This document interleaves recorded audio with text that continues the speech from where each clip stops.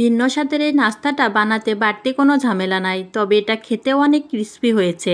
বিকালের আড্ডাতে এমন একটা নাস্তা থাকলে বিকালের আড্ডাটাই জমে যাবে।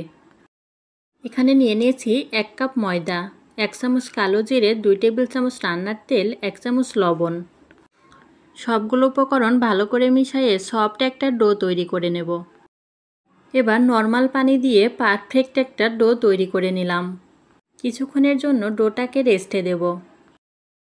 2টা আলু সিদ্ধ করে ভালো করে ম্যাশ করে নিয়েছি। এবার দিয়ে দিচ্ছি 1 প্যাকেট নুডলসের মশলা। আলুর সাথে মশলাটা ভালো করে মিশিয়ে নেব। 4 কোনা শেপে একটা রুটি বানিয়ে নিয়েছি।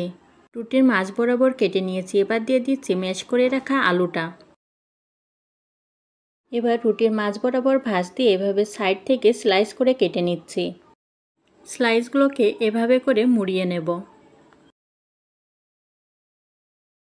এবার রোল আকৃতিতে এগুলোকে মুড়িয়ে নেব। এভাবে করে বাকি রোলগুলো তৈরি করে নেব।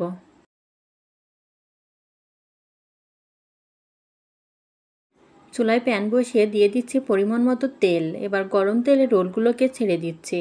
চুলার আঁচ মিডিয়াম রেখে রোলগুলোকে ক্রিস্পি করে ভেজে নেব। করে উল্টায়ে লালচে করে ভেজে নিচ্ছি। তেল থেকে এগুলোকে উঠিয়ে নেব। আপনারা বাসায় ট্রাই করতে পারেন, দেখতে যতটা সুন্দর খেতেও ততটাই মজার।